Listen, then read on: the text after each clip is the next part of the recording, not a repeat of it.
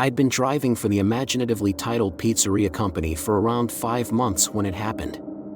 It was a Friday night in March, and my shift started at 7 p.m. Derek, who was my boss, was okay when he was in a good mood, and I'd done a few drops around my hometown without incident. When I got back to the pizzeria, he asked me to hang on, as there was a large order going out and it wasn't finished. I'll be honest when I say that my heart sank a little when the slip was handed to me and I read that the delivery was going to the Bayview Hills trailer park. Now I've got no problem with trailer parks, but I knew that Bayview Hills was ages away and I didn't know that area all that well. But I was still getting paid, so I put on a brave face and loaded up the car with enough junk food to feed an army. The journey was all badly lit back roads and potholes. There wasn't much traffic though, which made life easier. It took about 15 minutes until I reached the access road, which looked to cut straight through a farmer's field, but that's exactly what Google Maps said, so I went that route. There was a long straight dirt road which would take me directly to the park, and I could see lights up ahead. The car bounced up and down a little, but I was happy when I eventually reached the end and saw a sign for the Bayview Hills trailer park. I drove around to the entrance, but immediately I knew that something was wrong. A couple of guys quickly came out of the nearest trailer. The smaller of the two had a gun. The big guy asked me who I was delivering to, and I read out the name which was scribbled on the receipt, which was Rebecca. He said to leave it with him and he'd walk it down to her. When I opened the back door, he saw how much food there was, and said for me to drive it down. He was very specific about where her trailer was, and told me twice not to go past the tree which was about halfway down the park. It was only as I got back in the car and turned on the ignition when I panicked. That guy hadn't held the gun on me, but he may as well have. He was giving me a message. I was only delivering pizza for Pete's sake, and didn't even want to come out here in the first place. I slowly drove to number 23 as instructed and stopped the car. A pretty blonde lady opened her door and cheerfully asked if I remembered the chicken wings. I presumed this was Rebecca and remarked that it was the biggest order I'd seen, then started passing her the boxes. She asked if I'd had any trouble getting into the park and said that she'd told the guards to expect me. She also said that it was a big night tonight and nodded in the direction of a large mobile home which was past the tree. I could see people looking out the window there, watching us. When I had passed Rebecca all the boxes, the stack came past her knee, and she said to wait while she got me a tip. She'd paid online, which usually meant I wouldn't get any extra, so this was a nice touch, and almost made it worthwhile driving out this far. But almost as soon as she'd gone inside, there was a sudden loud thump from the large mobile home past the tree, and a man bolted out of the door and ran as if his life depended on it. Rebecca appeared and handed me a $10 bill. I was about to ask what was going on when a walkie-talkie crackled and she picked it up. A voice said that the rabbit was loose, and after a few seconds, a different voice said to send the seeker. Rebecca looked very concerned at this point and told me to go, now.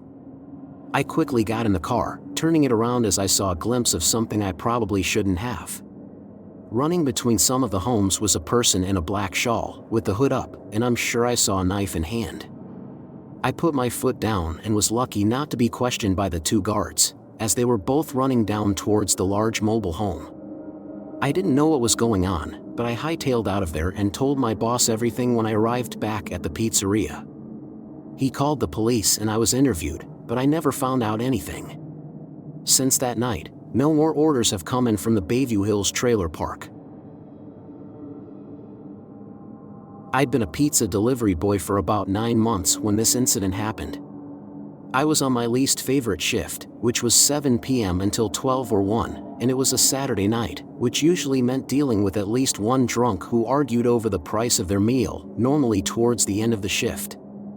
I was told to deliver a medium-sized order up to a place called Bellawayview, which was on the affluent side of town. I didn't mind that too much, as affluent people tended to be less hassle than their not-so-fortunate counterparts. They tipped better, and it wasn't too far a journey from the pizzeria. We're told to use this ridiculous script, especially when delivering to places like Bellawayview, but it was embarrassing and you came across as really false if you said it in its entirety, so none of us used the script. I passed the lights and turned left onto Fremont Street, where the houses started to look nice, and finally I saw the sign for Bellaway View. Some of the other guys hated coming out here, but I always saw that as jealousy. A lot of these residents were self-made successes that really took guts and determination. I admired that, and they got to live here as a result of their hard work. I found number 67 and saw most of the lights were on, and the driveway was full of BMWs and Mercedes. I parked my car on the other side of the street and gathered up the order, trying to gain some composure as I walked up the long driveway. I could hear music coming from inside as I neared the house and knocked on the door. After about a minute, the door opened. A young lady wearing a masquerade mask greeted me, and she looked deadly serious when she asked if I was the entertainment. I didn't know if she was high or drunk, but when I said I was here to deliver pizza, she burst out laughing and said I was cute. Annoyingly, she didn't take the boxes and pay me. She wandered back into the house and left me standing at the front door. Moments later, she came back with a man, who I presumed was her boyfriend or husband. I said that I was owed $75.80 and went to hand the pizzas over. The man put his hand out and said that he hadn't ordered them and it wasn't his house, but invited me in. I said that I had a busy night ahead of me and really needed to be on my way, and he replied, "Trust me, pal, you need to see this." I realized then that I didn't stand a chance of getting paid until I obliged with this overprivileged kid. I said to myself that I'd be in and out in 2 minutes. If I didn't have the money, then I'd let my boss handle things from there. Once I got inside though, my logic fell out the window. The enormous lounge was full. Everywhere I looked, people both young and old were dressed up in masquerade. There was probably about 100 in total. Over the odd and hypnotic music that was being played, I kept hearing people say things like, "Oh, he's here finally," or "Look, the pizza guys arrived." Honestly speaking, it was an impressive spectacle, but I felt incredibly out of place, and I wanted to get out. I dumped the pizzas down on one of the eloquently dressed tables, and asked the nearest person, who was a lady in her late 40s or early 50s, who was going to pay me. She looked a bit taken back by this and said the owner of the house was in the red room, and I'd have to go in there to get the cash. I was getting more irritated and I walked in the direction that the lady had indicated, into the red room. I knocked briefly before opening the door, but then promptly shut it again and walked away. I wanted out of this house and quickly. The young couple tried to stall me by the front door, but I shoved past them and out of the house, where I immediately felt a weight lift off my shoulders. The overprivileged kid, as I called him, began shouting out, "This is high society. This is how you do it." And I was frankly glad that I wasn't part of it. I got into the car and raced back to the pizzeria. Of course, I had to explain to my boss that I'd left the pizzas there, and he asked me why I hadn't collected the money. I explained to him about the red room, and how when I'd opened the door, I'd seen people with animal masks on, and a couple of young guys who looked very fearful. I didn't know exactly what was going on in there, but instinct told me that something awful was going to happen, and I think it was a trap set up for me. My boss had just gotten off the phone with the authorities when we received an email from the customer in Bellaway View, who said they were having a fancy dress party and things just got out of hand. They paid the full amount and donated $500 to the pizzeria as an apology. They could say what they wanted. I knew that something was off with them, and I refused to do any more deliveries to that neighborhood. We got a call quite early in my shift for a delivery on Labrador Road, which was in the Brightmoor area of the city. If you've ever seen those images of crumbling houses and overgrown yards in Detroit, then you've probably seen Brightmoor. Shelley, who was the deputy manager, told me that the guy who rang the order in sounded a little old and confused, and then she told me to be careful. I didn't know whether to take comfort in that or not. I checked the order and then loaded it into the car and set off. I'd grown up in the area, so it didn't intimidate me all that much, but some of the others hated coming out here, especially after dark. The gangs were a problem, and you also had the meth heads and people who would happily steal from you. I knew a few roads to bypass, which meant I arrived at Labrador Road a little later than planned, but I was there safe at least. I pulled up outside number 82 and got the pizzas out of the car, being careful to lock it afterwards. The house was a single story and looked like it could do with a lot of TLC, but it wasn't half as bad as the others in the neighborhood. I knocked on the heavily fortified door and it opened quickly. A tough-looking older gentleman abruptly said, "Pizzas?"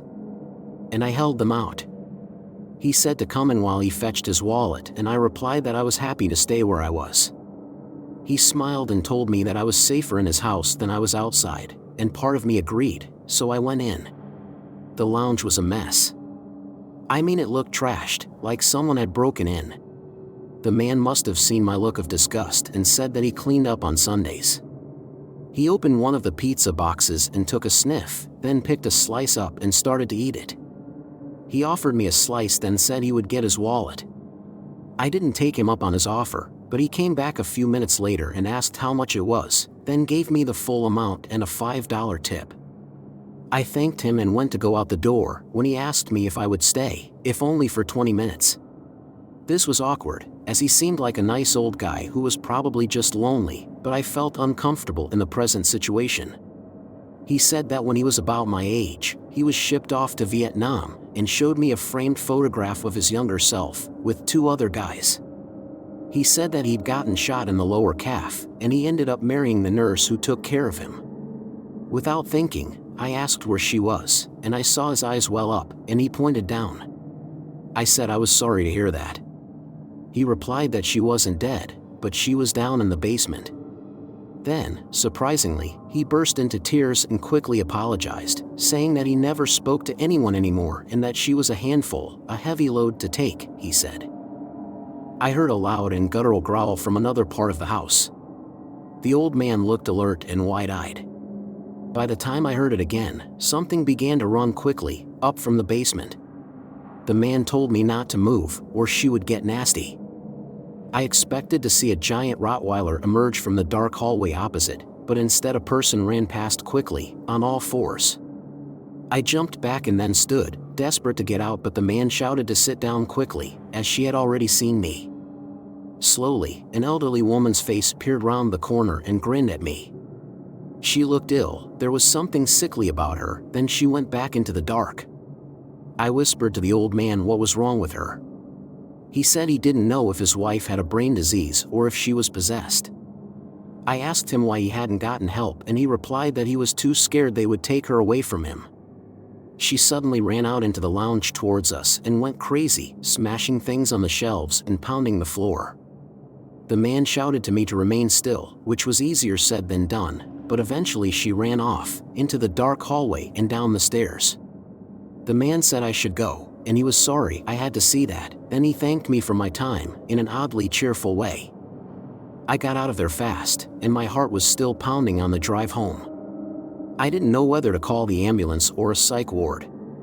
That lady possessed a level of rage that I had never seen before. But then what about the man? Surely if he loved her, then he didn't want to see her like that. In the end, I talked to Shelley about it and we decided to call the man and give him the contact information for some medical help.